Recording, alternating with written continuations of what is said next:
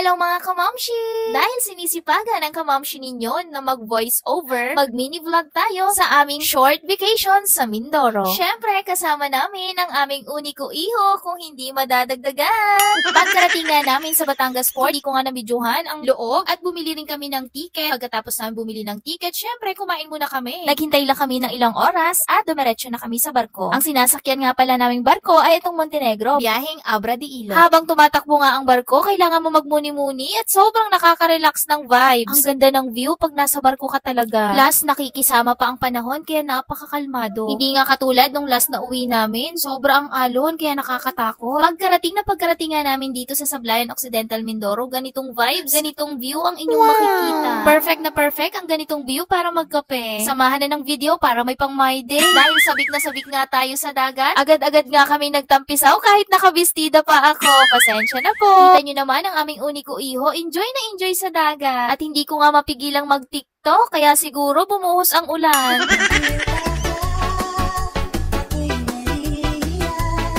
Pagkagising nga namin kinabukasan, eto na naman kami't maliligo na naman sa dagat. Paano ba naman kasi? Likod lang ng bahay ni na Master, dagat na. Sino ba namang hindi maaakit maligo pag ganitong view? Kahit araw-araw maligo, hindi magsasawa at napakalinaw ng dagat. Hindi siya mabato, black sand nga pala ang buhangin dito, pero napakaganda. Kita nyo naman ang aming little Master, enjoy na enjoy talaga. Parang gusto nang manakbo papuntang dagat. Nagpakitang gilas pa nga dyan ang aming little Master. At nagbalansing tumayo. Syempre, nakaalalay pa rin ang kanyang daddy Master. Dahil tinaon namin sa fiesta ang aming bakasyon, eto na nga ang aking mag-ama at sayaw na sayaw ng cha-cha. Pero mukhang ang ama lang ang nag-i-enjoy. Ganito nga, fiestahan dito sa Mindoro, parang ang aming probinsya din sa Quezon. Hindi mawawala ang 3 araw na sayawan. Syempre, sa tabi lang ako dyan at baka madiscover at mapasayaw pa ng pantomina. Pangatlong araw nga namin dito sa Mindoro, ganito pala ang ginagawa nila tuwing linggo. Ito nga pala ang God's Act of Love ng kanilang pamilya. Shout out nga pala kay Auntie Love, ang namumuno sa God's Act of Love. Namimigay nga pala sila ng tulong sa mga katutubong mangyan, nagpapa-feeding at nagpapalaro sa mga bata dito. Kita nyo naman ang saya ng mga bata at may pasayaw-sayaw pa. Ito nga ang aking mister ay may pasayaw-sayaw rin. Pinagmamalaki niya na siya daw ang nagtuturo sa mga batang ito. Maniniwala ba kayo? Nawili nga ako kakatingin. Hindi ko na nabidyuhan tuloy yung pagmimigay nila ng mga pagkain. Bali, ang nabidyuhan ko nga lang dyan ay mga palaro sa mga bata at pagsasayaw. At eto nga ang aking anak, karga-karga ng kanyang papay habang sinasayawan ng kanyang daddy mat. Ang sosyal. At eto na nga ang ipinagmamalaki ni Master na kanyang tinuturuan daw.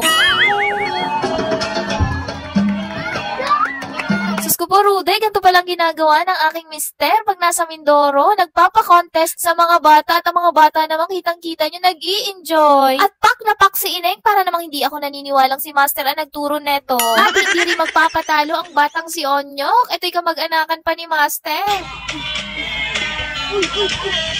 Inang ko po, ang mga alaga ni Master. Baka nung bata pa si Master ay ganito rin. Baka hindi lang umaamin sa akin. Hindi rin papatalo ang batang lalaking ito at magbubudots daw siya.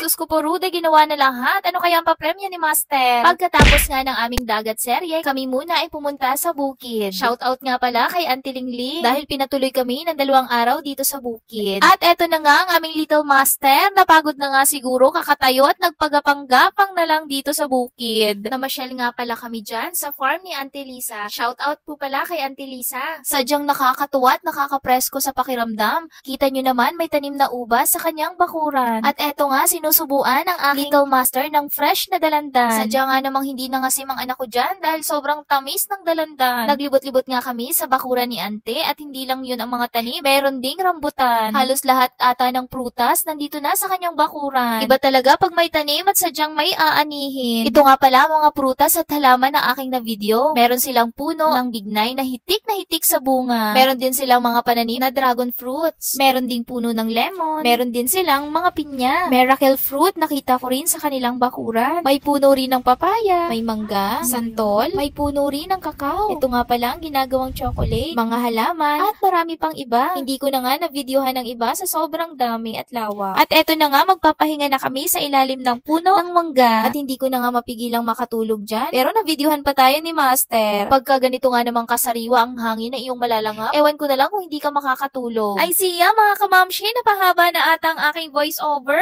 Hanggang dito na lang po ang aking mini vlog. Comment for part 2. Thank you for watching. Bye-bye!